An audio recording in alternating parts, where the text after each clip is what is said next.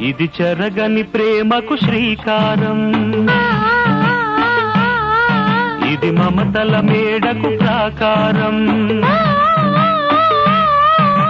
పండిన కలలకు శ్రీరస్తు, పసుపు కుంకుమకు శుభమస్తు, కనివిని ఎరుగని అనురాగానికి కలకాలం వైభోగమస్తు, కలకాలం వైభోగమస్తు.